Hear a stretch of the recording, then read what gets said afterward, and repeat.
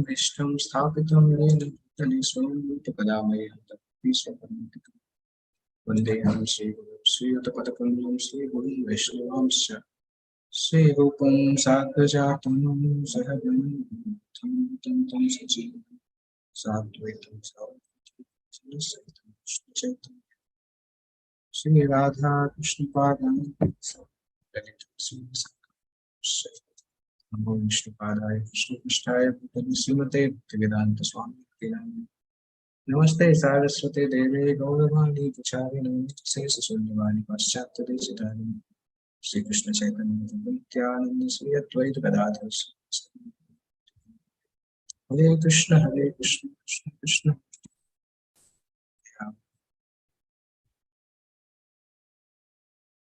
Last session में हम chapter 2 text 22 तक किया था। हमने डिस्कस किया था कि आप लोगों को याद होगा, अगर आप में से जो लोग होंगे ना, हमने भक्ति के स्टेप्स डिस्कस किए थे, किस प्रकार से वासुदेव की कथा के लिए रुचि प्राप्त की जाती है, उसके कारण फिर व्यक्ति के हृदय में भक्ति का उदय होता है। उसके बाद फिर व्यक्ति रजोगुण तमोगुण को क्रॉस करके फिर सत्वगुण को प्राप्त करता है। जब सत्वगुण को प्राप्त करता है तो तदा रजस्तमो भाव काम हृदय से उसका मन प्रसन्न हो जाता है और प्रसन्न मन से वो भगवत भक्ति में लगता है। जब भगवत भक्ति में पूरी तरह से नियोजित हो जाता है तो उसके हृदय की ग्रंथि टूट जाती है। वो हमने पढ़ा था 21 नंबर में पढ़ा था। भिद्यते हृदय ग्रंथि, हृदय की गांठ भिद जाती है, सारे संशय छिन्न भिन्न हो जाते हैं और सकाम कर्मों की श्रृंखला समाप्त हो जाती है। तो उसके बाद 22 में हमने पढ़ा था कि भगवान की जो भक्ति है, भगवान वासुदेव की ये जो भक्ति है, पूर्वंती आत्म प्रसादनी, आत्मा को प्रसन्न करने वाली। जब आत्मा भगवान की भक्ति में लगती है तो पूरी तरह से संतुष्ट हो जाती है। इसीलिए सुत गोस्वामी बताते हैं कि सारे के सारे आध्यात्मवादी बहुत समय से भगवान की भक्ति करते आ रहे हैं, क्योंकि ऐसी भक्ति करने से आत्मा को प्रसन्नता है। यहाँ तक हमने किया था। इसके बाद श्री सुत गोस्वामी कुछ डिस्कशन प्रारंभ कर रहे हैं जो कि पुरुष अवतारों के बारे में है और इस प्रकार से भगवान विष्णु की भक्ति जो है वो बाकी देवताओं की पूजा से दिव्य मानी जाती है। वो डिस्कस करने वाले हैं आगे कुछ श्लोकों में। तो ये श्लोक 23 नंबर श्लोक इस तरह से, सत्वं रजस्तम इति प्रकृतिर्गुणास्ते युक्त पर पुरुष एक इहास्य धत्ते इत्यादये हरिविंचि हरेति संज्ञा श्रेयांसि तत्र खलु सप्तु तनोर्नृणां स्युः। इसमें बता रहे हैं कि सत्वम रजः तम इति प्रकृति गुण है। सत्वगुण, रजोगुण, तमोगुण ये 3 गुण हैं और ये तीनों गुण जीव को इफेक्ट करते हैं, जीव से डायरेक्टली रिलेटेड है, परंतु भगवान विष्णु से ये डायरेक्टली रिलेटेड नहीं है। यहाँ पे लिखा है युक्त, लिखा है युक्त पर पुरुष एक इहास्य धत्ते, भगवान से कनेक्टेड है क्योंकि अप्रत्यक्ष रूप से कनेक्टेड है, डायरेक्टली कनेक्टेड नहीं। प्रभुपाद जी समझाते हैं जैसे कभी कोई डॉक्टर ऑपरेशन करता है तो हाथ में ग्लव्स लगाता है, तो हाथ में जो ग्लव्स है वो हाथ है भी और नहीं भी है। इसी तरह से भगवान जब भौतिक संसार को डील करते हैं तो भगवान दूसरे रूप में डील करते हैं, विष्णु के रूप में डील नहीं करते। इसलिए यहाँ पे लिखा है दिव्य भगवान प्रकृति के 3 गुणों से अप्रत्यक्ष रूप से संबंधित हैं और भौतिक जगत की उत्पत्ति, पालन और संहार के लिए ब्रह्मा, विष्णु तथा शिव इन 3 रूपों को ग्रहण करते हैं। तो भौतिक संसार को मेंटेन करने के लिए भगवान विष्णु के रूप में आते हैं। भौतिक संसार को पहले स्थापित करना फिर विनाश करना, उसके लिए शिव के रूप में रहते हैं। और इन तीनों में भी जो है, ब्रह्मा, विष्णु और शिव में भी विष्णु जो है, विष्णु की भक्ति से सारे लोग परम लाभ प्राप्त कर सकते हैं। क्या कारण है? ब्रह्मा जी जो है, ब्रह्मा जी ने रजोगुण के प्रतिष्ठाता है। ऐसा नहीं कि ब्रह्मा जी रजोगुण में है, परंतु रजोगुण उनके गाइडेंस में कार्य करता है। भगवान शिव तमोगुण के अधिष्ठाता है और भगवान विष्णु सत्वगुण के अधिष्ठाता है।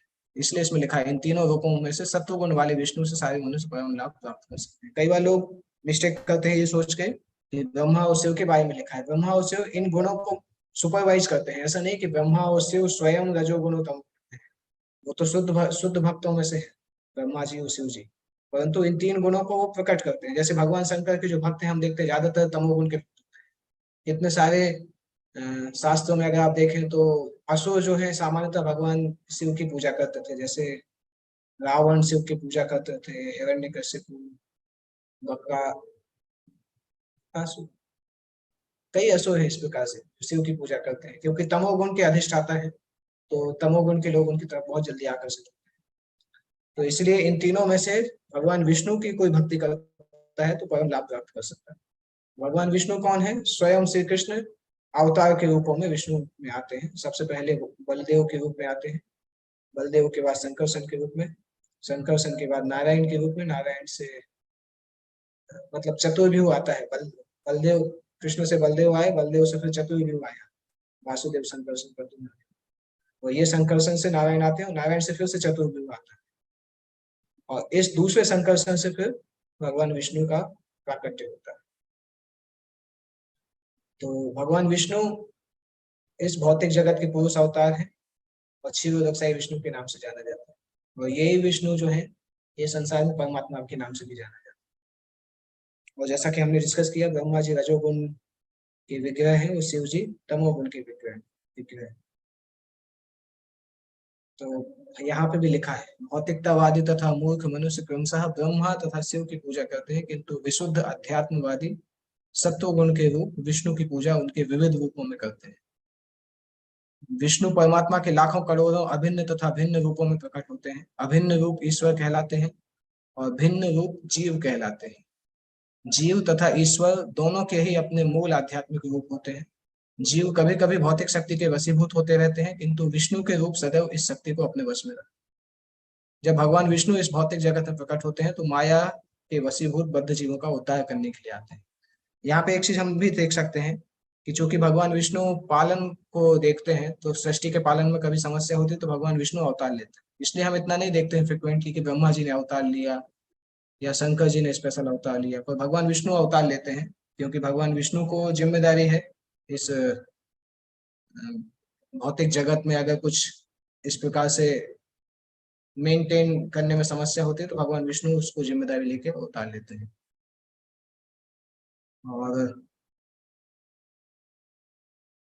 शंकर जी जो है, शंकर जी का जब समय आता है तो सृष्टि का विनाश कर देते हैं।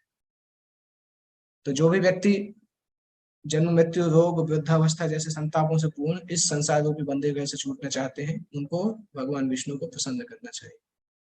भगवान विष्णु की पूजा भक्तिमय सेवा के द्वारा संभव है, किंतु यदि कोई इस भव रूपी बंदी ग्रह को चालू रखना चाहता है तो ब्रह्मा शिव इंद्र वरुण जैसे देवताओं से क्षणिक सुख के लिए याचना कर सकते हैं। तो मुक्ति अगर देखा जाए तो केवल भगवान विष्णु प्रदान करते हैं। इवन एक श्लोक भी आता है मुक्ति प्रदाताम सर्वेशा विष्णु एव न संशय। अभी इसके बाद सुत गोस्वामी बता रहे हैं कि तीनों गुणों में से सत्व गुण किस प्रकार से, उसको एनालॉजी के द्वारा बता रहे हैं। पार्थिवादारुणो धूमस्तस्मात् अग्निस्त्वयीमयः तमसस्तु रजस्तस्मात् सत्वं यद्ब्रह्म दर्शनम्। पार्थिव दारुणो धूमस्तस्मात् अग्निस्त्वयीमयः, बता रहे हैं कि पार्थिव मतलब धरती पृथ्वी और अग्नि मतलब अग्नि। तो यहाँ पे बताया जा रहा है कि जो लकड़ी है, अग्नि काष्ठ उसको लिखा है, लकड़ी धरती से ही निकलती है। धरती का ही एक ट्रांसफॉर्मेशन लकड़ी के रूप में है, परंतु लकड़ी से ज्यादा अच्छा होता है धुआं और धुएं से ज्यादा अच्छी होती है अग्नि, क्योंकि अग्नि से हम यज्ञ कर सकते हैं, वैदिक यज्ञों के द्वारा ज्ञान की प्राप्ति कर सकते हैं और यज्ञों के द्वारा संसार को प्रॉस्पेरिटी प्रदान कर सकते हैं। तो एक लकड़ी है, लकड़ी से अच्छा जलती हुई लकड़ी जिसमें धुआं है, धुआं से अच्छा अग्नि है। इसी तरह से रजोगुण तमोगुण से अच्छा है, परंतु सत्वगुण सबसे अच्छा है, क्योंकि सत्वगुण में व्यक्ति भगवान को समझ सकता है। रजोगुण तमोगुण में व्यक्ति भगवान को समझ नहीं सकता। गीता में भी हमने ये पढ़ा है 14 चैप्टर में कि रजोगुण तमोगुण का व्यक्ति भगवान को अंडरस्टैंड नहीं कर सकते, केवल सत्वगुण में व्यक्ति भगवान को अंडरस्टैंड कर सकते। और तात्पर्य में भगवान प्रभुपाद जी बता रहे हैं कि यही कॉन्सेप्ट बता रहे हैं कि व्यक्ति अगर चाहता है कि भक्ति में लगे तो उसको अपनी लाइफ स्टाइल तो इस प्रकार से करनी होगी कि वो सत्व गुण तक उठ के आ सके। भक्ति को स्टार्ट करने में किसी भी गुण से स्टार्ट किया जा सकता है, परंतु अगर हम उसी गुण में रहेंगे तो भक्ति को कंटिन्यू करना मुश्किल होगा, क्योंकि रजोगुण तमोगुण इस प्रकार से होते हैं कि उसमें आप ऐसी क्रियाएं करते हैं जो कि भक्ति के लिए अनुकूल नहीं है। अनुकूल क्रिया अगर नहीं नहीं करेंगे तो भक्ति में प्रोग्रेस में कठिनाई होगी। और वही कारण है कि व्यक्ति अगर रजोगुण तमोगुण में रहते हैं तो भक्ति में प्रोग्रेस करना उनको बहुत टाइट होता है, बहुत समस्याएं आती है, स्ट्रगल आता है। तो इसमें जैसे लिखा है, मनुष्य को सत्वगुण के पद तक ऊपर उठना होता है जिससे वह भगवान की भक्ति में योग्य बन सके। किंतु यदि प्रगति में बाधाएं आए तो समक्ष सक्षम गुरु के निर्देशन से तमस पद से भी धीरे धीरे सत्व पद तक ऊपर उठा जा सकता है। इसलिए निष्ठावान व्यक्तियों को चाहिए कि प्रगति के लिए प्रामाणिक दक्ष गुरु के पास जाएं, जो उन्हें तमस रजस या सत्व की किसी भी अवस्था से मुक्ति पद तक ले जा सके। विष्णु के अतिरिक्त भौतिक शक्ति के वशीभूत होकर सारे भिन्नांश प्रकट होते रहते हैं, तो देवता भी प्रकट होते हैं और समाप्त होते हैं। इसलिए भगवान विष्णु के अलावा कोई भी परमानेंट इस संसार में नहीं परमानेंट नहीं रहते हैं। जन्म होता है और उनका विनाश हो जाता है। और इस पैराग्राफ में प्रभुपाद लिख रहे हैं कि सामान्यतः पशुगण तमोगुण में होते हैं, और तमोगुण की अवस्था बहुत डिग्रेडेड अवस्था है, क्योंकि व्यक्ति जानता ही नहीं है कि वो क्या कर रहा है, उसको क्या करना चाहिए। और उसके ऊपर एक अवस्था आती है जिसमें सामान्यतः प्रकृति के बहुत सारे मनुष्य भी रहते हैं, जो संसार में भोग करने की इच्छा से रहते हैं, लाभ की इच्छा, तो वो इच्छा रजोगुनी कहलाती है। और इस इच्छा में भी भगवान का थोड़ा बहुत अनुभव हो सकता है, परंतु सामान्यतः अध्यात्म में रजोगुण के लोग भी नहीं लग पाते। इनको अनुभव कैसे होता है? दर्शन, कला, चरित्र और नैतिक सिद्धांतों से। फिलोसफी, आर्ट्स के लोग चाहते हैं, कैरेक्टर डेवलपमेंट चाहते हैं, तो इससे उनको भगवान की अनुभूति होती है। परंतु सत्वगुण में फिर व्यक्ति अगर आ जाता है तो परमेश्वर, ऐसा भी आवश्यकता नहीं है कि सत्वगुण में आने वाला हर व्यक्ति भक्ति कर लेगा। सत्वगुण में जब कोई व्यक्ति रहता है और उसको भगवत भक्त का संग प्राप्त होने लगता है, तब फिर वो भक्ति में आगे निकलता जाता है, भक्ति में प्रोग्रेस कर सकता है। तो इसीलिए भगवान विष्णु की भक्ति जो है वो सत्वगुण में लाने के लिए है। इसलिए भगवान विष्णु की भक्ति को यहाँ पे सुत गोस्वामी प्रिस्क्राइब करते हैं, और उसको एक्सप्लेन करने के लिए उसी तथ्य को आगे बता रहे हैं, क्योंकि विष्णु भक्ति को ग्लोरीफाई करते हैं, अगले 3-4 श्लोकों में करेंगे। और 28 नंबर है शायद, 28 से 29, वासुदेव परावेदा, बहुत अच्छा श्लोक है वो, इस बहुत फेमस श्लोक है, प्रभुपाद जी उसको कोट करते थे। तो वहां तक करने के लिए, वो भक्ति को ग्लोरीफाई करने के लिए कुछ कुछ श्लोक बता रहे हैं। भेजिरे मुनयोथाग्रे भगवंतम अधोक्षजम सत्वं विशुद्धम क्षेमाय कल्पन्ते ये नुतान इह। पूर्व काल में समस्त महामुनियों ने भगवान की सेवा की, क्योंकि वे प्रकृति के तीनों गुणों से परे हैं। उन्होंने भौतिक परिस्थितियों से मुक्त होने के लिए और फलस्वरूप परम लाभ प्राप्त करने के लिए पूजा की। इसलिए जो कोई इन महामुनियों का अनुसरण करता है वह भी इस भौतिक संसार में मोक्ष का अधिकारी बन जाता है। जो भी इन महामुनियों का अनुसरण करता है, जितने भी महामुनि का मतलब होता है ग्रेट सोल्स, जितने भी महामुनि हैं उन्होंने भगवान की सेवा की, और जो भी इन महामुनियों का अनुसरण करते हैं वो मोक्ष के अधिकारी बन जाते हैं। और पूरे तात्पर्य प्रभुपाद वही बता रहे हैं कि यद्यपि धर्म के नियम भगवान के द्वारा ही संचालित किए गए हैं, और जो भी इन धर्म के नियमों को पालन करते हैं वो महाजन कहलाते हैं। महाजनों के अलावा कोई भी इन प्रकार के धर्मों को नहीं जान सकता है। और ऐसे संसार में 12 महाजन हैं जो कि धर्म के उद्देश्य को जानते हैं और भगवान की दिव्य सेवा में लगे लगे रहते हैं। जो लोग अपना हित चाहते हैं उन्हें चाहिए कि इन महाजनों का अनुसरण करें और उससे परम लाभ की प्राप्ति करें। और एक तरफ तो महाजनों का अनुसरण बोल रहे हैं, अगले श्लोक में बताते हैं कि कुछ लोग जो महाजनों का अनुसरण नहीं करते हैं वो देवताओं के घोर रूपों को स्वीकार करते हैं, परंतु नारायण कलह शांत, जो शांत भक्त होते हैं, नारायण कलह मतलब भगवान के स्वांशों का पूजन करते हैं, वो लोग क्या कौन होते हैं? अनुसूय, उनके अंदर ईर्ष्या नहीं होती। और यहाँ पे ये श्लोक इंपॉर्टेंट है, हित्वा भूतपति नथ, जो अनुसूय भक्त होते हैं या मोक्ष के लिए प्रयास करते हैं, मुमुक्ष वो जो मोक्ष के लिए प्रयास करते हैं, वो अनुसूय मतलब द्वेष रहित रहते हैं और घोर रूपान भूतपतिन हित्वा, वो अलग अलग देवतागण और भयानक रूपों वाले जो हो सकते हैं पिशाच हों या अलग अलग लोगों की लोग पूजा करते हैं ना, भूतों की पूजा करते हैं, कुछ बाबा इसकी पूजा करते हैं, कुछ अघोरी की पूजा करते हैं, तो उसको घोर रूप लिखा गया है। और भूतपति का मतलब होता है देवता। तो जो मुमुक्षु हैं, मोक्ष चाहते हैं और जिनके अंदर कोई ईर्ष्या नहीं है, ऐसे लोग देवताओं की पूजा और घोर रूप वाले जीवों की पूजा को हित्वा छोड़ देते हैं। इन सबको छोड़ के किसकी पूजा करते हैं? नारायण कला शांत। नारायण कला मतलब भगवान नारायण, उनके जो अवतार हैं उनकी पूजा करते हैं।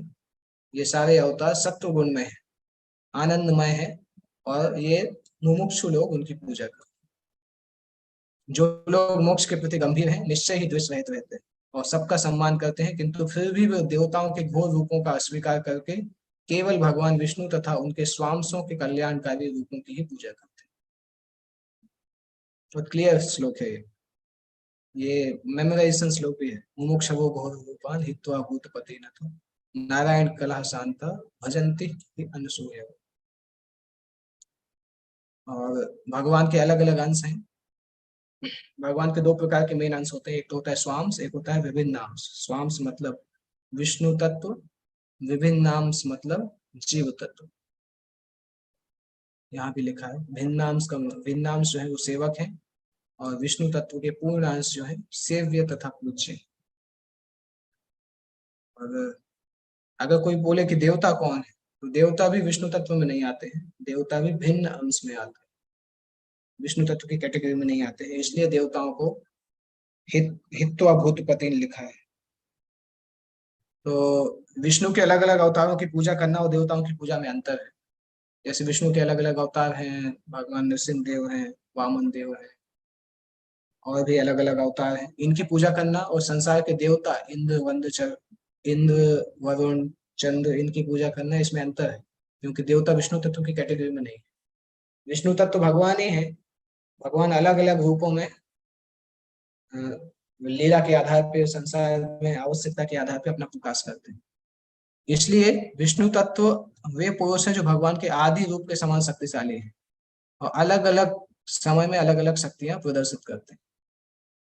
परंतु जो भिन्न अंश हैं, भिन्न अंश सीमित शक्ति वाले हैं। भिन्न अंश जो है सीमित शक्ति वाले हैं, पूर्ण अंश पूरी शक्ति वाले हैं। दैट मीन्स देवता जो है पूर्ण अंश में नहीं आते हैं, भिन्न अंश में आते हैं। भिन्न अंश के अंदर विष्णु तत्वों को जैसी शक्ति नहीं होती, इसलिए विष्णु तत्व या भगवान नारायण की गणना कभी भी भिन्न अंशों से नहीं करनी चाहिए। जो देवता और भगवान विष्णु की जो कंपैरिजन करता है उसको पाखंडी बोला जाता है। कलयुग में ज्यादातर लोगों को पता ही नहीं होता है कि देवता और भगवान में क्या अंतर है, उनके लिए सभी सेम ही होता है। ये कॉन्सेप्ट जब बताओ तो लोग सोचते हैं आप क्यों डिफरेंस कर रहे हैं, पर तो ये कॉन्सेप्ट वैदिक समय में लोगों को पता रहता था, देवता क्या कहलाता है, भगवान क्या कहलाता है। आजकल लोग इतने इतने अज्ञान में आ चुके हैं कि सभी सेम ही लगता है। किसी मनुष्य को भी देवता बोलते हैं, फिर किसी मनुष्य को भगवान भी बोलने लगते हैं। तो पूरा अपसाइड डाउन जैसा है, टॉप सीटर भी जैसा सिचुएशन संसार का। ये विभिन्न अंश अपनी अपनी भौतिक शक्तियों के अनुसार विभिन्न पदों पर हैं। जैसे काल भैरव हैं, शमशान भैरव, शनि, महाकाली, चंडिका, ये सारे देवता हैं विभिन्न नाम से। और ये सारे जितने भी नाम इसमें लिखे हैं, 3-4 नाम, ये तमोगुण के लोग इनकी पूजा करते हैं। और ब्रह्मा, शिव, सूर्य, गणेश, ये कुछ ऐसे हैं जो कि रजोगुणी लोग जिनकी पूजा करते हैं। परंतु जो सत्वगुण में होते हैं, विष्णु तत्व की पूजा करते हैं। विष्णु तत्वों के नाम नारायण, दामोदर, वामन, गोविंद, अधोक्षज है। तो तमोगुण के लोग भैरव, जिनको मांस चढ़ाया जाता है, वाइन चढ़ाई जाती है, काल भैरव, शमशान भैरव, महाकाली, इन सब की पूजा करते हैं तमोगुण के लोग। रजोगुण के लोग शिव, सूर्य, गणेश, ब्रह्मा, इनकी पूजा करते हैं। सत्वगुण के लोग विष्णु तत्व की पूजा करते हैं। पहले के समय हम देखते थे हर ब्राह्मण के पास शालिग्राम होता था। शालिग्राम का मतलब होता है विष्णु तत्व। शालिग्राम विष्णु के अवतार माने जाते हैं। सतोगुणी लोगों में ये नहीं होता है कि वो किसी दूसरे से ईर्ष्या करें कि आप उसकी पूजा क्यों कर रहे हैं। वो सभी देवताओं का आदर करते हैं, परंतु उन देवताओं की पूजा नहीं करते। विष्णु तत्व के ऊपर ध्यान केंद्रित करते हैं, क्योंकि विष्णु के अतिरिक्त अन्य कोई मुक्तिपाद या मुक्ति के प्रदाता भगवान नहीं कहलाते। सारे देवता भौतिक सृष्टि के संहार के समय नष्ट हो जाते हैं, और जब वो स्वयं मुक्ति नहीं पा सकते तो अपने भक्तों को किस प्रकार मुक्ति दिलाएं। तो ये देवता अपनी पूजा करने वालों को कुछ क्षणिक लाभ प्रदान करते हैं, परम लाभ प्रदान नहीं करते।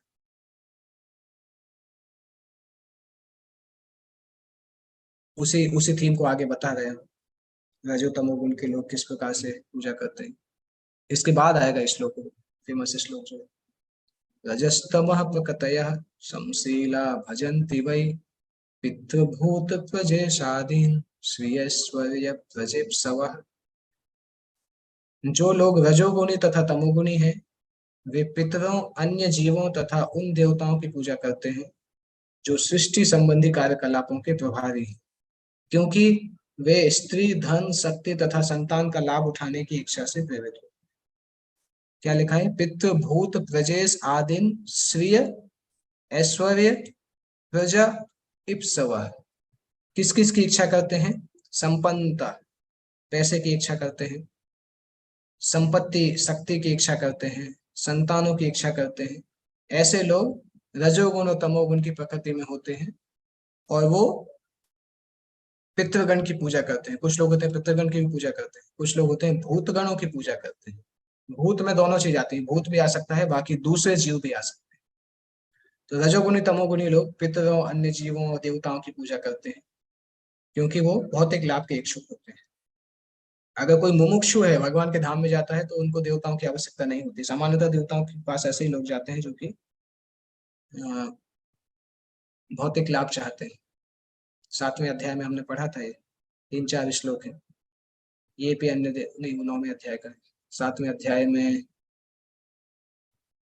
7वें अध्याय में आता है 20 नंबर श्लोक, 7 पूरा सेक्शन ही इंपॉर्टेंट है 7वें अध्याय का।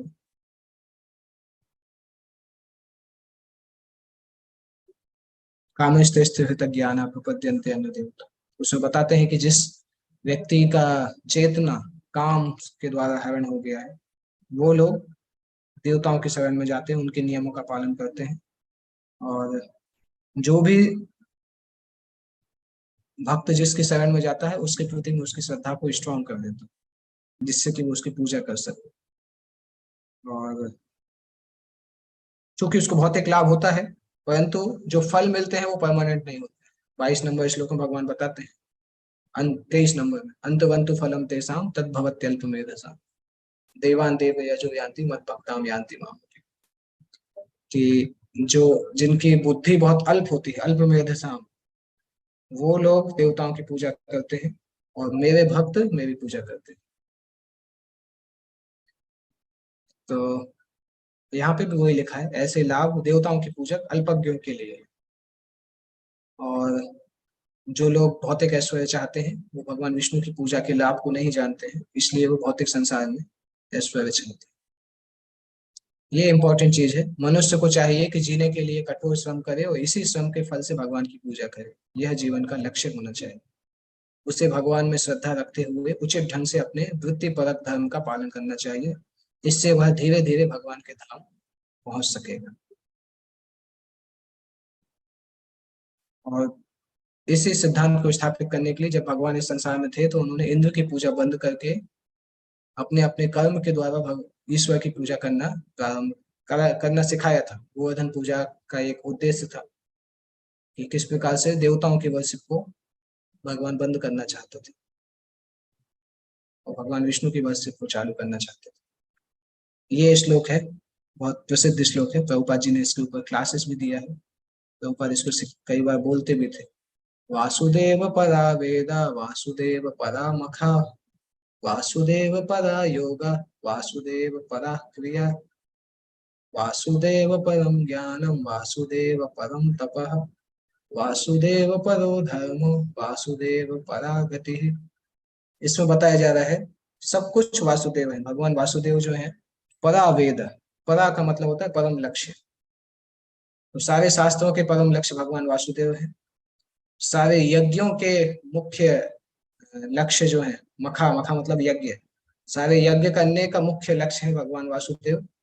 सारी योग क्रियाओं के मुख्य लक्ष्य भगवान वासुदेव और सारे सकाम कर्मों का मुख्य लक्ष्य भगवान वासुदेव है। सारे ज्ञान भगवान वासुदेव को प्राप्त करने के लिए होता है। व्यक्ति सारा तप भगवान वासुदेव को प्राप्त करने के लिए करता है। सबसे ऊंचा धर्म भगवान वासुदेव की भक्ति करना है और वासुदेव की भक्ति करने से जो गति प्राप्त होती है वो संसार की सबसे ऊंची गति, जीवन का लक्ष्य है। प्रामाणिक शास्त्रों में ज्ञान का परम उद्देश्य पूर्ण पुरुषोत्तम परमेश्वर श्री कृष्ण है। यज्ञ करने का उद्देश्य उन्हें ही प्रसन्न करना है। योग उन्हीं के साक्षात्कार के लिए है।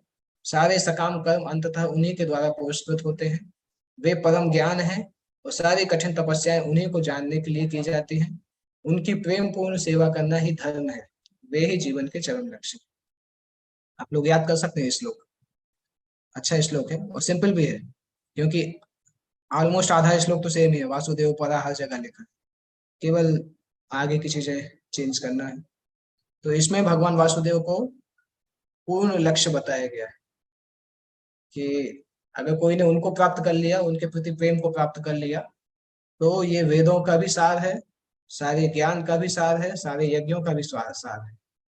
इसलिए सारे वेदों को भगवान ने लिखा व्यास देव के रूप में आके। और क्योंकि जीव जो है भगवान को याद नहीं कर पाते हैं, बद्ध जीव, भौतिक संसार के जीव कृष्ण को स्मरण नहीं कर पाते हैं, इसलिए व्यास देव के रूप में उन्होंने शास्त्रों को लिखा। और कोई भी देवता भौतिक बंधन से मुक्ति नहीं दिला सकता, यही समस्त वैदिक ग्रंथों का निर्णय है। निर्विशेषवादी जिन्हें भगवान के व्यक्तित्व का ज्ञान नहीं होता, भगवान की सर्वशक्तिमत्ता को कम बताते हैं, इसलिए वो भौतिक बंधन से बहुत मुश्किल में निकल पाते। गीता में हमने पढ़ा था 12वें अध्याय में, 12वें अध्याय का 5वां श्लोक था कि जो लोग अनिर्देश और अव्यक्त की पूजा करते हैं, अव्यक्त ही गति दुखम देह बद्ध अवाप्यते। अव्यक्त को प्राप्त करना, तो प्रयास करना बहुत दुखमय होता है, लोगों को कठिन होता है अव्यक्त को वर्शिप करना और अव्यक्त अवस्था को प्राप्त करना। और अगले अगले पैराग्राफ में एक्सप्लेन किया जा रहा है कि सारे यज्ञ भगवान की संतुष्टि के लिए है। इवन भगवान का एक नाम भी यज्ञ है। भगवान विष्णु के अगर सहस्त्र नाम में आप देखेंगे तो उनका एक नाम आता है यज्ञ। उसका मतलब है कि सारे कर्म और यज्ञ भगवान की प्रसन्नता के लिए किए जाते हैं। सारी योग पद्धति में भी जब हम योग पद्धति कंप्लीट करते हैं, आसन प्राणायाम से लेके समाधि तक पहुंचते हैं, तो समाधि में हम वासुदेव पर ध्यान केंद्रित करते हैं। तो जो योग पद्धति है वो भी भगवान की संतुष्टि के लिए होती है।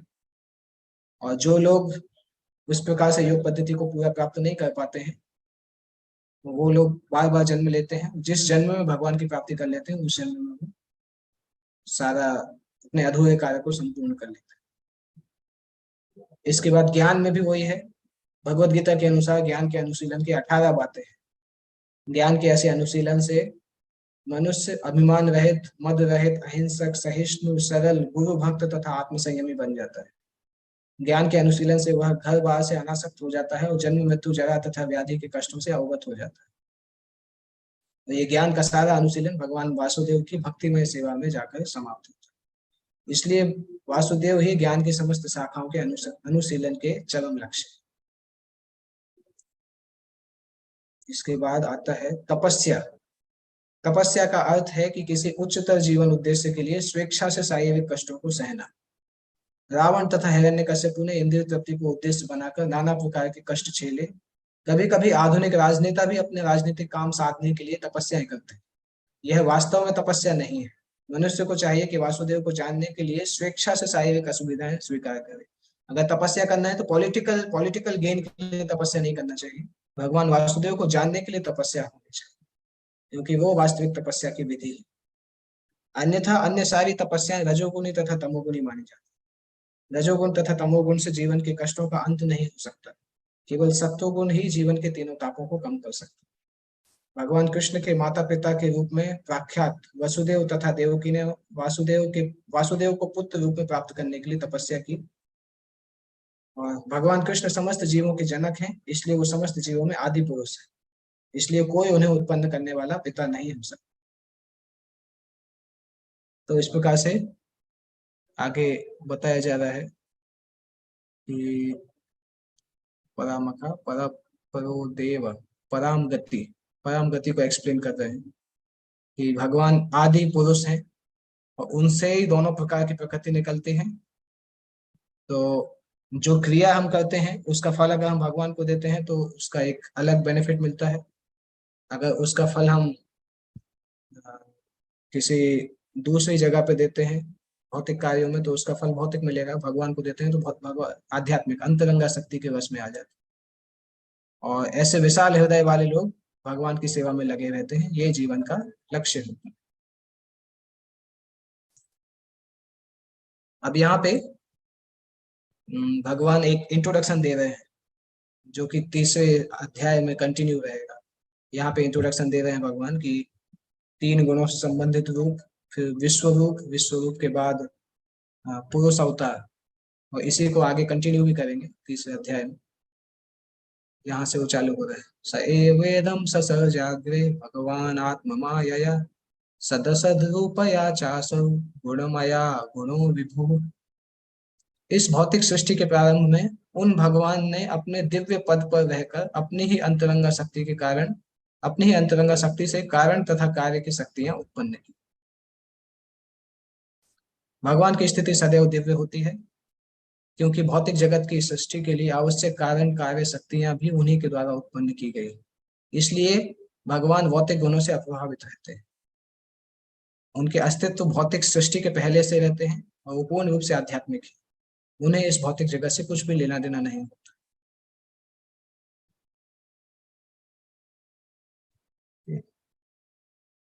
तात्पर्य पूरा है कि बीच में इंग्लिश की बुक में देखता हूँ।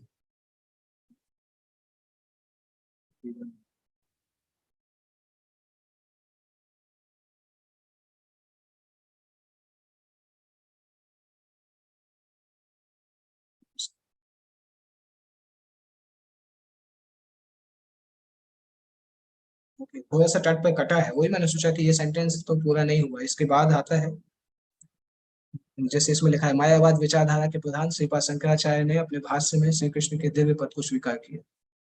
तो इसके बाद आ रहा है यहाँ पे, भगवान पूर्ण रूप से आध्यात्मिक हैं, उनको इस संसार के गुणों से कोई लेना देना नहीं। भगवान के गुण इस भौतिक संसार के गुणों से पूरी तरह से अलग है।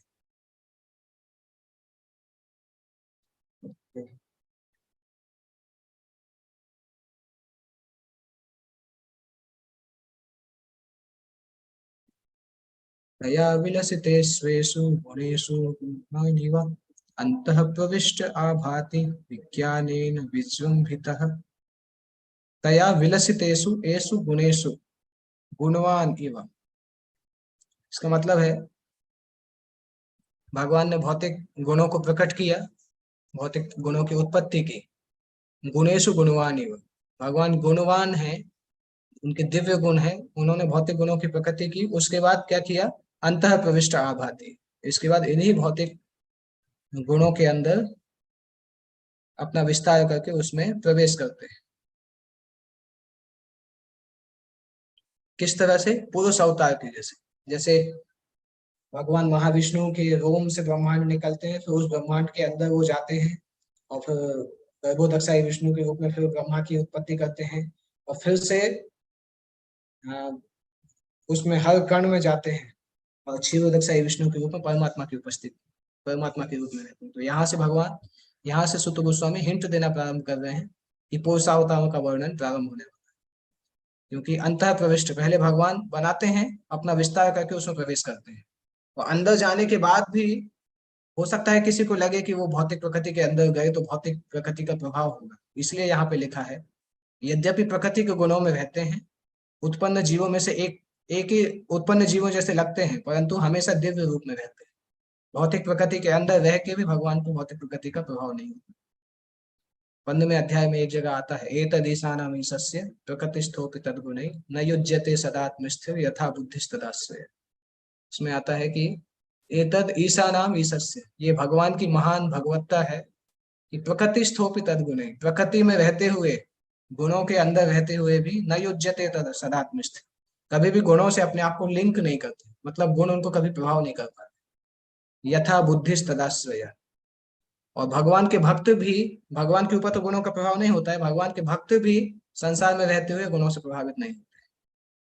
तो वही कॉन्सेप्ट इसमें लिखा है कि जीवात्माएं भगवान के अंश हैं, और जो बद्ध जीवात्माएं आध्यात्मिक जगत में रहने लायक नहीं है, उन्हें इस भौतिक जगत में डाल दिया जाता है जिससे वो पदार्थ का भोग कर सके, और भगवान उनके साथ रहते हैं विटनेस के जैसे, और कार्यकलापों को देखते हैं, वो साक्षी रहते हैं। भगवान अपने दिव्य पद पे हमेशा रहते हैं। ये श्लोक कई बार आता है, उपनिषद का एक श्लोक है कि एक वृक्ष पे दो पक्षी हैं, एक वृक्ष का फल खाता है, दूसरा उसको देखता है। देखने वाला जो है वो साक्षी है, भगवान है, फल खाने वाला पक्षी जीवात्मा है। जीवात्मा फल खा रहा है, अपने वास्तविक स्वरूप को भूल गया है और भौतिक संसार में व्यस्त है, और भगवान दिव्य ज्ञान से पूर्ण है। तो ये भगवान और जीवात्मा में अंतर आता है। ओके, तो हम यहाँ तक करते हैं। किसी को कोई प्रश्न पूछना है तो पूछ सकते हैं।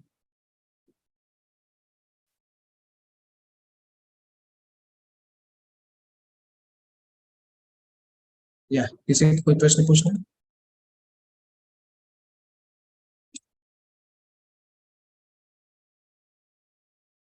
ओके, नेक्स्ट क्लास में उसको कंप्लीट कर देंगे। थर्ड, तीसरा चैप्टर स्टार्ट करेंगे। तीसरा चैप्टर इंपॉर्टेंट चैप्टर है क्योंकि भगवान के 22 अवतारों का वर्णन उसमें आने वाला हरे कृष्णा प्रभु, धन्यवाद प्रणाम। है। यस मेरा प्रभु। एक क्वेश्चन था, जैसे आपने गुणों के बारे में बताया तो जैसे अभी ठीक है, बीइंग अगर टेंपल में जो डिवोटीज रहते हैं तो उनको तो बहुत इजी है सब तो गुण में रहना, बट जैसे हम लोग प्रभु ग्रस्त नहीं जीवन में टेंपल के डिवोटीज को भी इजी नहीं है।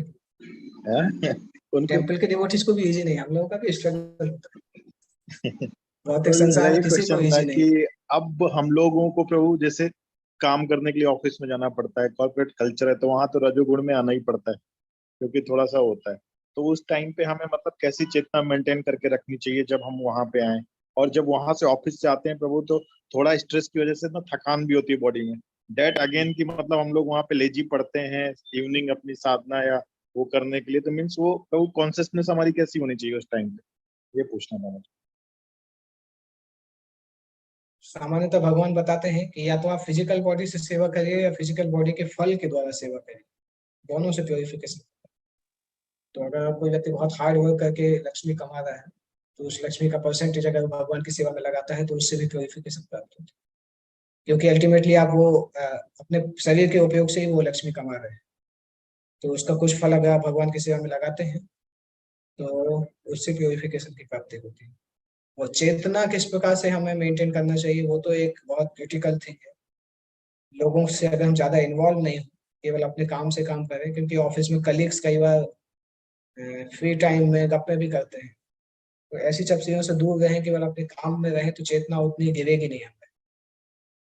क्योंकि हम अगर ये भी सोचें कि हम भगवान को डोनेशन भी दे रहे हैं भक्ति मतलब प्रचार के लिए, परंतु वो हमें ये लाइसेंस नहीं देता कि हम अपनी चेतना को गिरा दें, क्योंकि संग होगा तो चेतना गिरेगी, भौतिक संग होगा तो चेतना गिरेगी। इसलिए लिमिटेड लिमिटेड संग करिए, ओके, जितना जरूरत है उतना। जी। मटेरियलिस्टिक लोग जो है ना, उनसे बहुत क्लोज रिलेशनशिप बनाने की आवश्यकता नहीं है, मतलब अपना हार्ट उनके साथ इंटीमेट रिलेशन बनाने की जरूरत नहीं, उससे प्रभाव होता है व्यक्ति को। उसका ये मतलब भी नहीं है कि उनसे अच्छा व्यवहार नहीं करें, परंतु आप समझ गए होंगे, उनको अपने हार्ट में जगह देने की जरूरत नहीं है। जी हाँ, मतलब काम से मतलब बस, नॉट टू टेक सीरियस। तो जी एक और क्वेश्चन था मेरा, तो कि हमें डेली ऐसा क्या रूटीन मतलब ऐसा फॉलो करना चाहिए, या मीन्स कैसी साधना करनी चाहिए जिससे कि मीन्स रजोगुण और जो तमोगुण है ना, हमारी चेतना में प्रभाव ही न डालें, जो कि मुझे थोड़ा सा इम्पॉसिबल लग रहा है, मेरे साथ वो दिक्कत होती है। इसके लिए मैं अपने लिए ये पूछ रहा हूँ कि मैं केवल अपने लिए। आपका साधना तो मॉर्निंग का अच्छा चल रहा है और अध्ययन भी अच्छा चल रहा है। आप अगर एक काम करेंगे जो कि ज्यादातर लोग भक्तों के इस प्रॉब्लम्स को सॉल्व कर देता है, जी ऐसी अपॉर्चुनिटीज ढूंढिए जब आपको जी कोई सीनियर वैष्णव का पर्सनल सेवा करने का मौका मिल सके। पर्सनल सेवा और पर्सनल संग का जब भी वो मिले तो उसको ग्रैब कर लीजिए। जी जी तो जब हमारी साधना चलती रहती है ना, और साधना के साथ साथ अगर हमें वैष्णव का पर्सनल संग मिल जाए ना, कोई सीनियर का, तो उसकी भक्ति के प्रभाव से हमारी साधना बहुत जल्दी पिकअप कर देती है और इफेक्ट भी बहुत तेज दिखाई देता है। तो मुझे एक और प्रार्थना है आपसे कि हमारे सीनियर तो आप ही हैं, और प्लीज हमें नहीं, मौका दीजिए। सूरत में बहुत सूरत में बहुत सारे भक्त आते रहते हैं, और सूरत में मंदिर भी कई कई है, मतलब बहुत एसोसिएशन अपॉर्चुनिटी मौका है। नहीं मिलती है प्रभु, बहुत ट्राई किया है, बहुत ट्राई किया है, बट नहीं है। बट प्लीज कुछ आप गाइड करिए कि किस तरह से क्या हो सकता है, तो थोड़ा सा हो सकेगा आपसे क्या। अगर पर्सनल सेवा का मौका नहीं मिल रहा है तो एटलीस्ट उस वैष्णव के मुख से सुनने के लिए जाइए, उसके लिए तो कोई मना नहीं कर रहा। Okay okay. वो भी एक प्रकार का सेवा है, जी क्योंकि जब कोई सीनियर बोलता है ना, तो केवल बोलना नहीं है, उसके साथ साथ उसके हृदय की प्योरिटी भी ट्रांसफर होती है, और वो एक्चुअली हमें ट्रांसफॉर्म करती है। तो अगर ठीक कोई है प्रभु। पर्सनल सेवा नहीं मिल पा रहा है तो ध्यान दीजिए, क्योंकि मैंने एक चीज देखा है, साधना से प्योरिफिकेशन मिलता है, परंतु साधना के साथ अगर कोई वैष्णव की ग्लैंस अगर मिलते रहे, एसोसिएशन मिलता रहे, तो भक्ति बहुत तेजी से पिकअप कर जाती है। जी थैंक यू सो मच। हरे कृष्ण।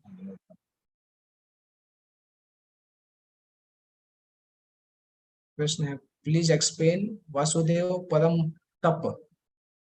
इसका मतलब है भगवान वासुदेव को प्राप्त करने के लिए तपस्या करनी चाहिए। तपस्या का लक्ष्य जो है भगवान वासुदेव होना चाहिए। तपस्या और किसी कारण के लिए नहीं करनी चाहिए, कि जैसे कभी लोग अनशन करते हैं पॉलिटिकल गेन के लिए, तो वो आवश्यकता नहीं है। सारी तपस्याओं का मुख्य लक्ष्य भगवान है, इसलिए भगवान की प्रसन्नता के लिए जो तपस्याएं होती है वो करना चाहिए। मन से तपस्या नहीं करना चाहिए। कई बार लोग मन से ही भूखे रहते हैं, अलग अलग मन से कुछ वाव लेते हैं कि हम ये करेंगे वो करेंगे। केवल वो वाव लीजिए जो भगवान की प्रसन्नता के लिए, उसका मतलब होता है वासुदेव पद मुक्ति। थैंक यू प्रभु जी। नेक्स्ट क्लास में इसके आगे डिस्कस करेंगे, ये चैप्टर खत्म होने वाला है। श्रीमद् भागवतम की जय। श्री प्रभुपाद की जय।